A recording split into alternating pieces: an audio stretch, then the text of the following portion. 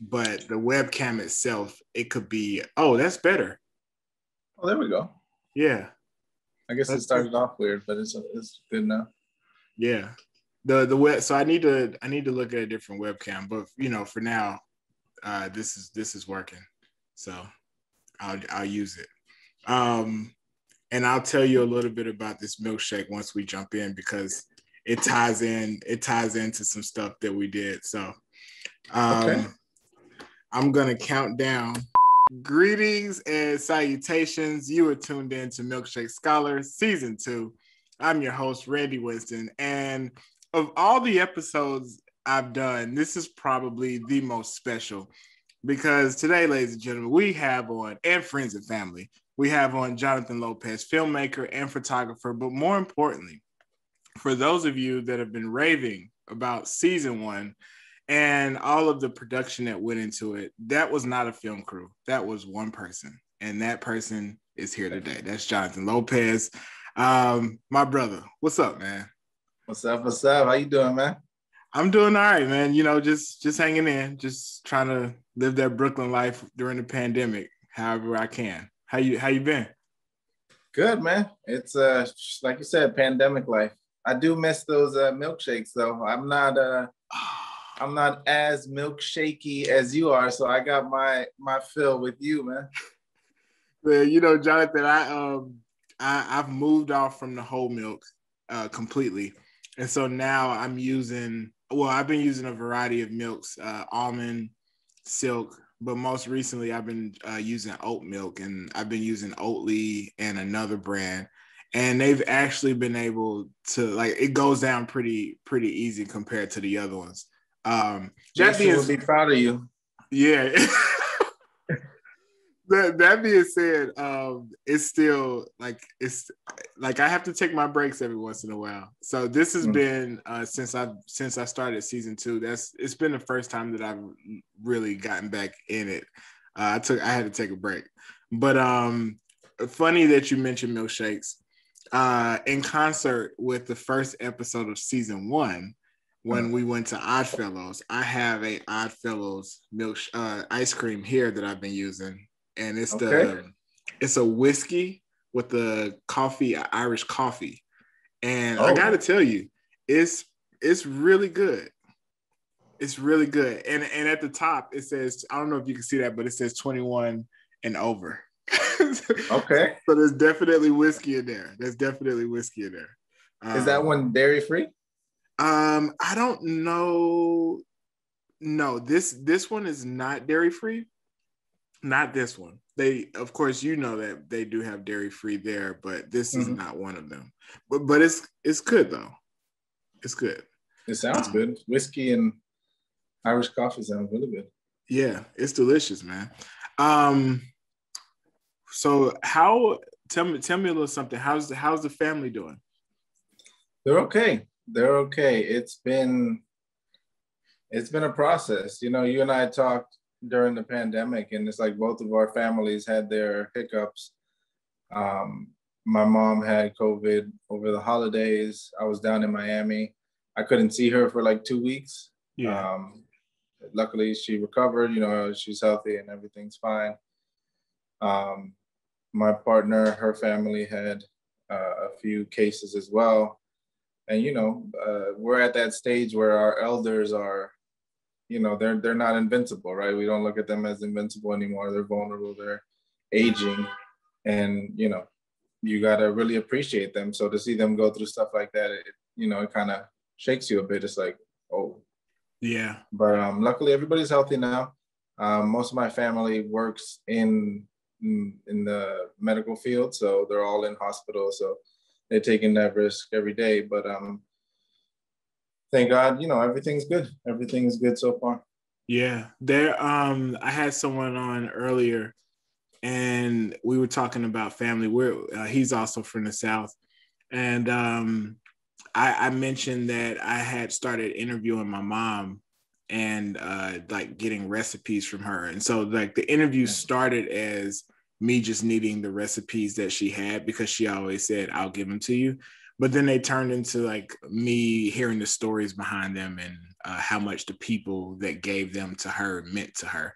And like you said, it just really makes you like it humanizes them in a way that that you don't look at. You know, I remember being a kid and just thinking mom is mom and dad is dad and uncle's uncle, and it's like, no, these are human beings and they had a whole nother life before you. So is there anything that you took, maybe not take for granted, but something that you just miss more than other things about being with the family now that we can't be around them as much as we used to? Oh, so for me, it's being around family, period. So I'm from Miami originally, and I moved up here in 2012 to New York. I was still around family because my grandmother had 14 siblings. So from my dad's side, we have cousins everywhere in Massachusetts, Virginia, Orlando, like all over the country. So it's like third or fourth cousins, but it was still kind of family. I wasn't like alone up here. But, in my early 20s, I was, just living life and enjoying New York and getting used to it. So like for the first 4 or 5 years, I think I went home once. Mm.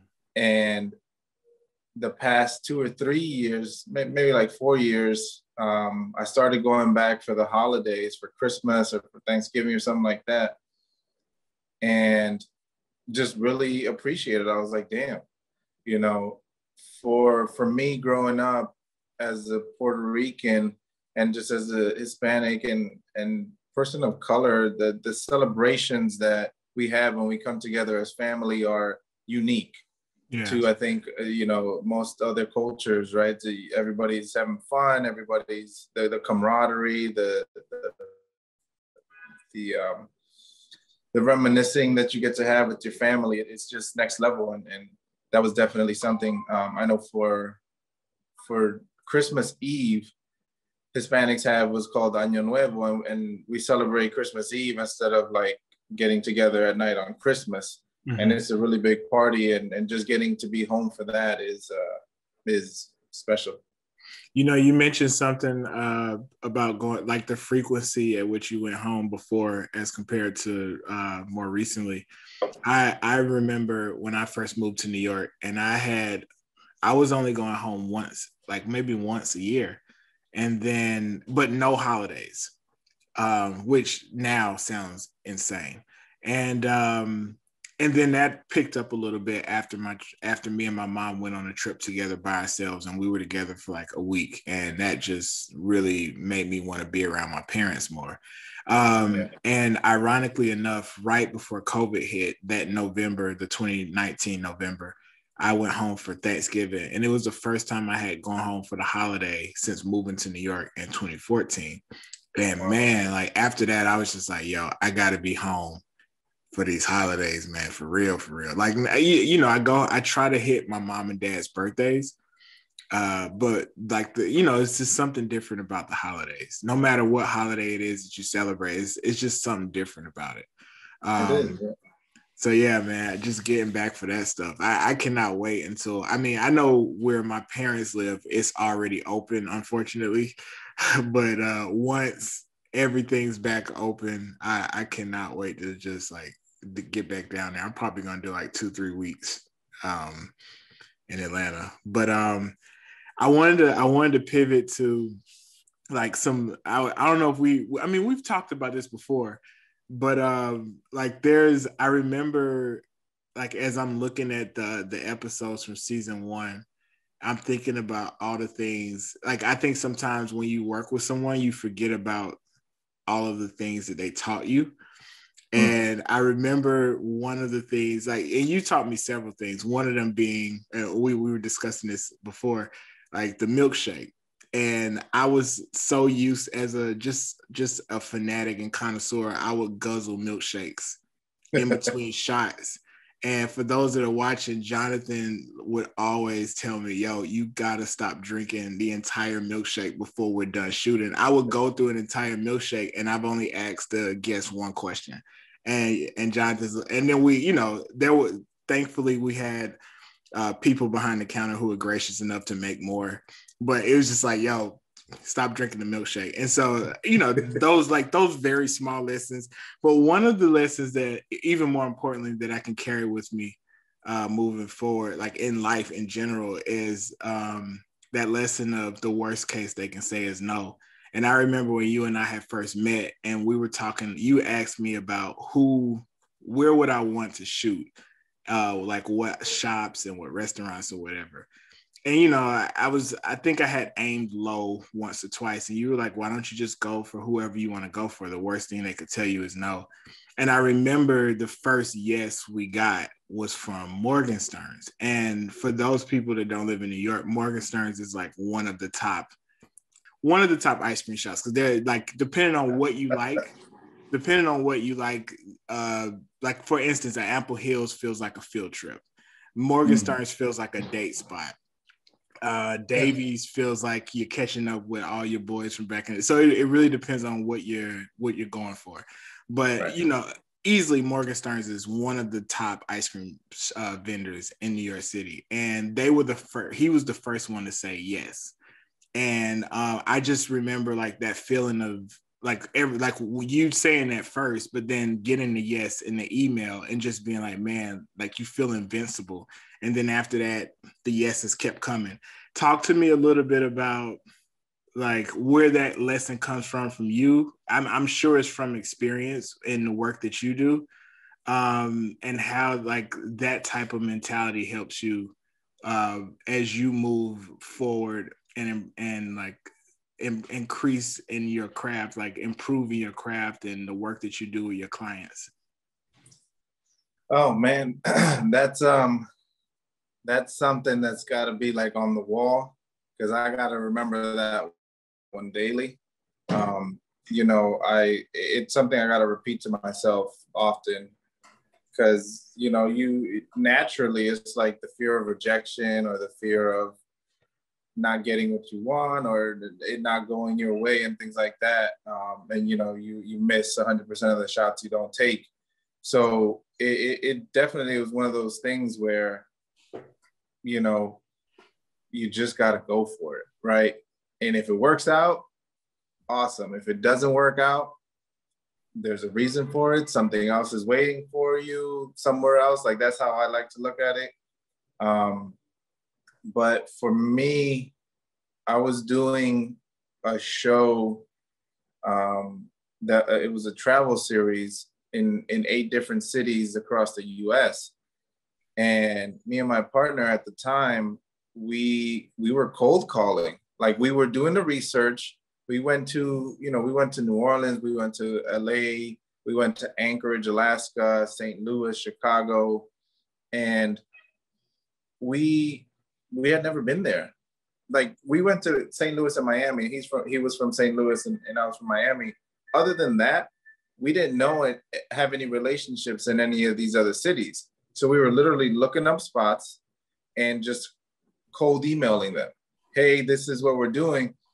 And this was before we shot anything. So we didn't have any visuals. We didn't have anything to show anybody. So it's like, hey, listen, this is what we're doing. I have nothing to show you, but do you want to be a part of it?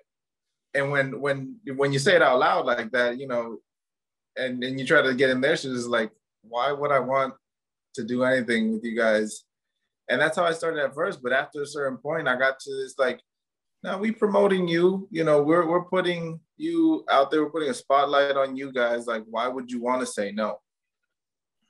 And we got a couple no's, and people were just like, no, that's not the route we're trying to take. And I was like, all right, cool. I respect that. But I felt like, just taking that shot was much more worth it than not taking the shot at all and wondering later on. So tell me, and I agree with you, like, and that's something that I saw and I learned as we were moving through that process as well. Talk to me a little bit about one of the challenges of working on season 1 here, like being in New York. you're working with somebody for the first time with me. Talk to me a little bit about like one of the challenges, and I'm sure like you've been in restaurants before. Like, did working in an ice cream shop versus any other restaurant change your approach at all? For the most part, no. um, like you said, I had been in that environment before. When I first started, it was weird, like getting behind the scene stuff, going back in the kitchen and getting the process and all of that. But once I got used to that, it was kind of like, if we don't get a behind the scenes or behind the kitchen where the team is making the product, then it doesn't feel as authentic. It doesn't feel like the viewer has access to something that they shouldn't, or that something that they don't usually get access to. So I always try to include that. I think what was challenging for Milkshake Scholar season 1 was really, putting everything together and then executing it efficiently.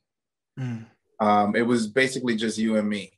Right. We had an amazing photographer in Jason who helped us out when he could. And, that made it so much easier for me, because when it was just you, me, and the guest, I wanted you to focus on being the best on-screen presence that you can be. So I had to, make sure we took photos, make sure we did this shot, make sure, we followed the shot list and covered all the bases and made sure, everything was on point. Your hat wasn't sideways, or you had something on your face, or the guest or something like that. So trying to wear all those hats, I think was a big struggle. Yeah. And you would catch almost everything. Like you would catch the most random, like, yo, you like, this needs to be in this way. I'm like, oh, I didn't even see that. Oh, yeah, you would catch everything. You had a good eye, man. Tell me, shifting gears to the pandemic. How has the pandemic affected your work? And do you think there's positives to be taken from like this past year that we've been going through? Yeah, I definitely think there's positives. What they are it's a little harder to comb through. The process for me has been up and down, right? Like I went home for the holidays, right? And staying at my folks' place in a house, 3-4 bedrooms with a backyard. My dad has a pool and just the open space, right? The feel in terms of quarantine and all that, completely different to being in a 1-bedroom on the 15th floor with no balcony, and in a city where, you're being much more precautious than you would be because there's so much more people around you, right? Like in Miami, I could just walk outside, walk down the block. It's not like there's a bunch of people walking around. Out here, I thank God that we have Prospect Park around the corner and we can walk around, but that's still packed. So that feeling. And then I got to a point where even walking outside without a purpose felt pointless. Yeah. It's like, okay, well, it was so routine. It's like, okay, well, I'll get out every couple of days. And it's like, what am I going outside for? What am I doing this for? And it's like, I guess it was a type of depression. And I had my lows, ups and downs.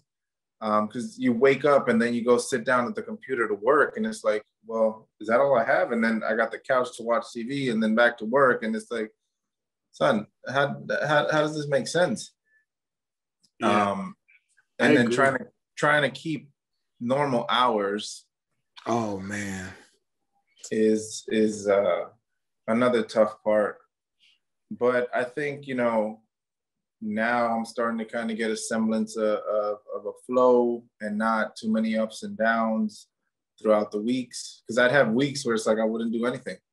Yeah. It's just like essentially the whole week is gone. And I'm like, damn. Yeah. The whole week. Yeah, that happened to me too. Like you walk outside for the first time in like 5 days and you see somebody walking a dog, and you're like, oh. because you've been inside for so long. That Jonathan, that you brought up a great point of like even questioning why am I outside? And I remember, I'll never forget this. I had to go to the grocery store, and I had programmed myself to question, like, all right, if I'm going outside, it's only to go to the grocery store. It's only to go get, like, if I need some like fruit or something or whatever, if I need to drop off something at the mailbox around the corner. But other than that, for the most part, and this was like early on in the pandemic, I was not going outside for anything. And I remember it had gotten so bad that when I went outside for groceries, I told myself, like, I had to question why the groceries were so important. And I was like, yeah, this is bad. This is bad. Yeah. Yeah, man. I don't know. I've gotten better about it. And I don't know. I think the time away from the city helps. And, you mentioned you went to Miami. I was fortunate enough to get away to Florida for like almost 2 months. I was away. And like you said, there's so much space. You have a yard, you have a backyard in some cases. And you just being able to be outside without a mask on because you're in that bubble, it really changes so much. And you don't know, you don't know how much you need it until, like, you're on that porch or you're laying in that grass. Bro. Oh, but bro, I went to Puerto Rico for work in late January for 3 weeks. It was a similar situation where I was on the 29th floor, but it was right on the water. Mm. And Puerto Rico has these surrounding smaller islands, and I could basically see all the islands. And it was next to marinas, so you see all the boats every day. But there was a balcony there, and I didn't need AC. I didn't need anything because the weather was so beautiful. It was just a nice breeze throughout the whole house. It was gorgeous. And I was working basically 7 days a week for 3 weeks straight on a project that had a tight deadline. I had very little issues sitting down and working for 8-10 hours a day. When I did, I'd get up, get on the balcony, catch a nice breeze, chill out, cool. I felt so good about the consistency of work that I was able to achieve at that point, because the rest of that pandemic, it was so up and down with how much work I was getting done, that I came back here and I was like, great, I'm gonna have that same level of consistency and put it down. And I've been a lot better than I was last year. But bro, like you said, the difference is night and day. Like it because it's winter here as well, right? Like in Puerto Rico, it was 75 degrees. So it's completely different. I can't just open my windows and feel the breeze and all of that, or just walk outside and chill. Completely different environment. And it's not easy, right? Yeah. Not easy. It almost makes me want to just go back on, I hate to call it a vacation, especially during the pandemic, but it makes me want to go to an area where I can do that until this is all over. I mean, just the quality of life is completely different, as you mentioned. Have you, like, during all of this, has it ever crossed your mind? And I'm asking you this because you're from the South as well. Has it ever crossed your mind, maybe I should move back home or somewhere nearby? Nah. No. I do want to get to a point, when I start investing and buying property and things like that, to get, I guess, like a summer home in Miami that I can go back to. Yeah. And in Puerto Rico, but to live down there, I wouldn't go back. Okay.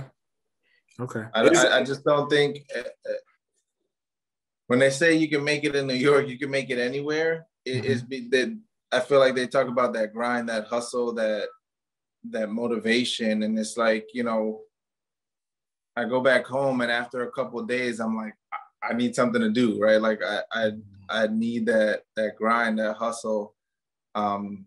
and it's just life moves at a different pace down there. Yeah. Pace up here, it has already changed me. It's like I can't go back. Gotcha. Do you like, it's interesting, and you and I don't know if we've talked about this before, but like I agree with you. Like one of the reasons why I left Atlanta was because, and I'm freezing up again, but I'm gonna keep talking. One of the reasons why I left Atlanta was because of the pace. I just felt complacent there. And when I moved here, I felt at home again. Like I felt like, okay, these people are moving at the pace that I like. Do you also feel that within that grind and hustle, you're able to kind of find a sweet spot where you can relax and catch your breath as well? Because I think that's something that people in New York don't talk enough about, where you're able to, get everything done, but at the same time, take a deep breath. That's a good question. I think it's like a yes and a no. It depends what type of breath you're looking for. I think what helped before the pandemic, and I see this, with other people as well that had like office jobs, going out to get drinks with friends, going to brunch on the weekends. Little things like going to museums or events, or little things that are happening around the city because something's always going on. I felt like for me, those were those moments to catch my breath, to relax, to enjoy the day, to enjoy the moment with friends and family, and all of that's gone now. Gotcha. So I feel like that's why during the pandemic, I had such high ups and downs, because it's like, well, where do I catch my breath? And it's like, you think about it, you're spending your day at home all day, just, quote unquote, chilling and relaxing if you get any work done. But it's like mentally, you're not really catching their breath, at least for me. Yeah. And that's a great point. And I don't know if it's just that I wasn't thinking about that, or that the pandemic has made me forget about those pockets of life in the midst of all the hustle. But yeah, you're right. Being able to do those things like in the evenings, on weeknights, or on the weekends, and almost like that is what makes New York so special, is being able to just get shit done, for lack of a better word.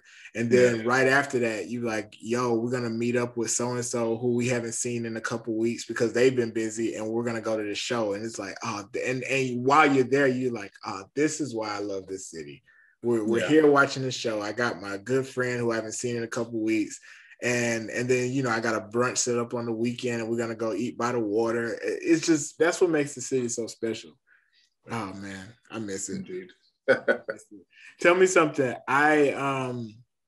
I've never been to Miami, and I keep saying I'm going to go. I'm going to go to Miami. I'm going to go to Miami.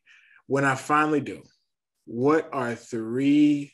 And you know me for a bit, so knowing me, what are three things that I need to do when I go to Miami? You're the worst person for this. I'm the worst.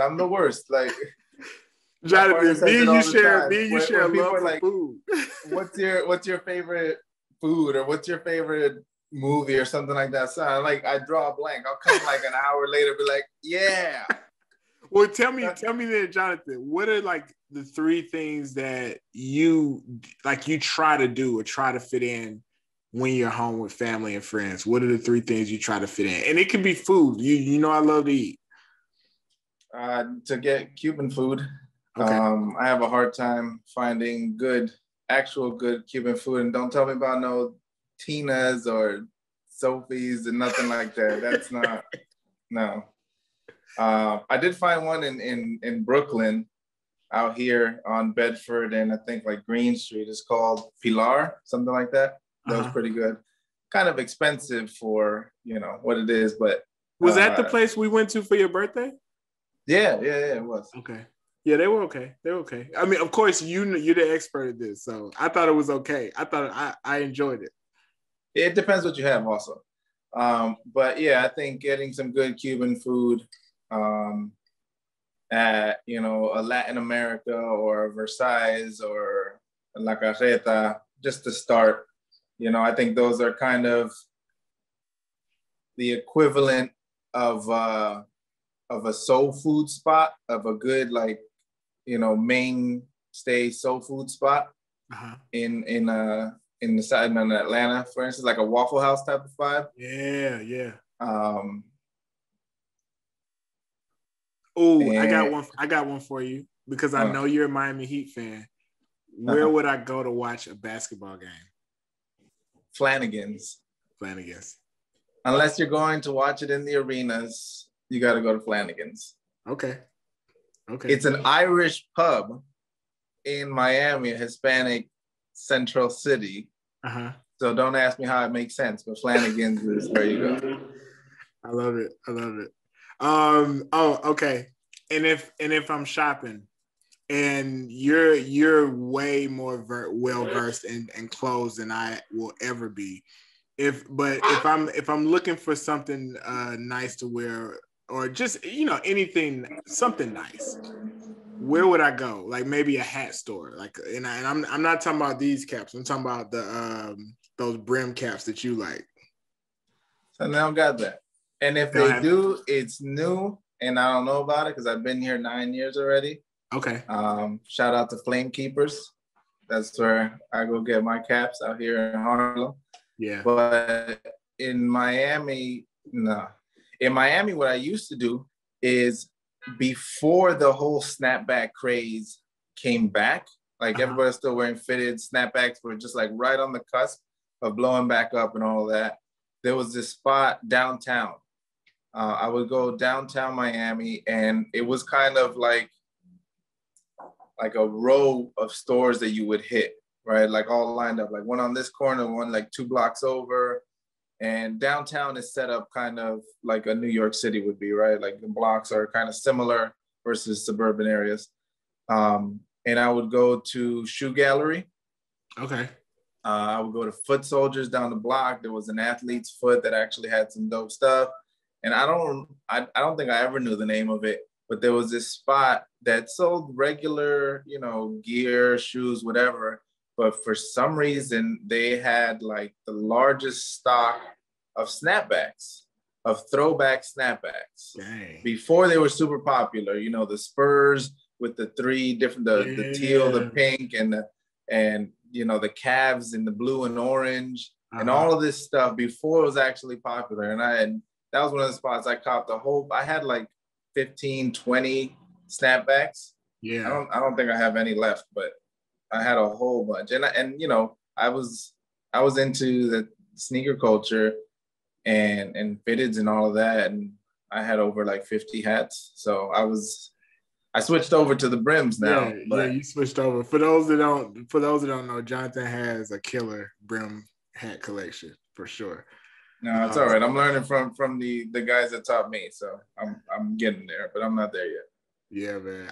Every time I see you with one on, I'm like, man, I need to figure out how to find one of those that fits me, because I have a big head, but 2, and more importantly, how to pull it off, because it's not just as you know, it's not just the hat, but it's what you wear with it. And I ain't got there yet. I'm still trying to figure out.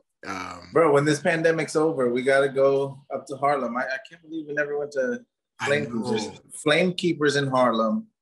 Did I tell you about it? Yeah, you told me about it. You showed me I think you did a video for them once. We did something. I know when they were just open like 6 months, we did a party. Yeah. With a whole bunch of people, and it was fun. But when this pandemic, you know, loosens up a bit and we get back to some normal life, we got to go up there and get you fitted. Yeah, man, let's do it. I'm down. You know, you just reminded me, one of the most memorable moments we've had together was it was before the pandemic. It was like literally a couple weeks before the pandemic. We went and did a cocktail class. Remember that? And Mm-hmm. Oh, that was fun. That was fun. That was fun. That was good, man. And it sucks because like all of them, and that's the catch your breath moment, right? Like you just hang out, you do something different, and you can't do any of that stuff anymore. Nothing, man. Nothing. And it's like if if these vaccines work and if people start feeling okay and the vaccine's not spreading, I still don't, at least for me, I know there's a lot of people with different opinions, but for me, I still don't think maybe if all of that stuff happens in the next couple months, maybe towards the end of the year, I'll start thinking about that stuff, but probably not till next year. And it's like, damn, bro, we can't do any of that stuff anytime soon. Right. Because, even after, like you said, things still have to open back up. And a lot of businesses are struggling right now. A lot of places are closed for good. Right. All these places that may not even open up. Man, Jonathan, there's this, I don't know if you like Thai food, but there was a place in, it's like Soho, NoHo area. It was called Uncle Boom's. And it was the best. It was one of the best, most memorable food experiences I've ever had in this city. And luckily I was able to go right before the pandemic hit. And yeah, they closed for good, man. It was really sad. A couple of my spots have closed, a couple of them. So yeah, man, it's not easy. It's not easy out here. But, if any city's going to bounce back, it's definitely going to be this one. I don't get all these people saying that New York City's dead. I'm like, how? You know what? Where? If anything, we're doing like as far like one of the. So yes, we lost a lot of people. I know a few people here that lost their lives to COVID. But and with that being said, one of the advantages that New York City has had because of how we've handled COVID in terms of shutting things down and keeping them, like for the most part, keeping things closed until it's safe to reopen, is that tourists, that wave of tourists that come in during parts of the year. We haven't had that. And so and I'm sure you've seen this too, is like locals have been able to kind of take back our neighborhoods and just enjoy each other without, these big buses coming through here and selfie cameras and everything. So, I mean, at least, if there's any takeaways from this, like that's one of them. Like it's been nice to see New York without, waves of tourists coming in here. That's been really nice. That's true. Yeah. Yeah. I mean, it's not a lot of good things to take away, but that's one of them. At one point during the summer, they had actually closed off some of the streets over here on Parkside, just so people could just have more room to walk around, and that was nice. Oh, I used to go biking a lot in the summer and the fall, and on Vanderbilt they would close it, I think, every weekend. Yeah, every weekend. Mm-hmm. Yeah, that was really nice. I mean, hopefully they do it again. Of course, that all depends on what the city looks like. I know for us where I am, we're still remote till at least the fall. So, but yeah, I don't know. It's like one of those bittersweet things that's happening right now. And I'm sure for you as well. I think a lot about how the time we're in now will inform the work I do in the future. And I don't know if I have an answer for it. I don't know if you do. It's like we're still in it, and you don't know like how it'll affect you. You feel it affecting you, but you don't know how it'll affect your work until much later. So, oh man, we'll get there. One more thing, the song. I want to talk to you about the song that plays during the opening credits of your biopic. And I gotta tell you, man, no, I'm not gonna do that. The song that plays during the opening credits of your biopic. Of my biopic. All right, I'm gonna go with my roots here. Hey, there we go. I'm gonna go with, it's new age, but it's still my roots. I'm gonna go with Bad Bunny. Okay. Estamos bien. Okay. which means, you know, it's all good. It's always good. And that's how I always feel, you know, whatever ups and downs, whatever, it's always going to be good. I'm always going to be good. So that's what it is. Estamos bien. I love it. I love it. You know, I've had a lot of people on, and every time the song that they pick, it's just, I don't know, it's just something special about the answers that I get. And what I'll do is afterwards I'll go listen to the song. So I'm going to listen to that afterwards. I may have heard it already, but I'm gonna go listen to it after we get off. That's dope. Definitely. Yeah, man. Well, I appreciate you coming on, brother. Thank you for having me, man. I'm glad there's a season 2. Yeah, man. And when this, you know, pandemic is over, we need to go get some milkshakes, man. Hey, let's do it. We can go to both of them. We can go to both of them. Let's do that. Just, hey, what we won't do is do a tour of the city and hit ice cream shops for a full day. No, not doing that again. That was a once in a lifetime thing. We had fun. I'm not doing that again. For those getting cursed out. Me and Jonathan, oh my goodness. Me and Jonathan went on we did a challenge where you go to every Ample Hills in New York City or in the tri-state area. And as Jonathan put it, for both of us, we ain't doing that again. We ain't doing that again. All right, man. It's good seeing you, brother. You too, man. All right, man. I'll holler at you later. Take care. You too. All right.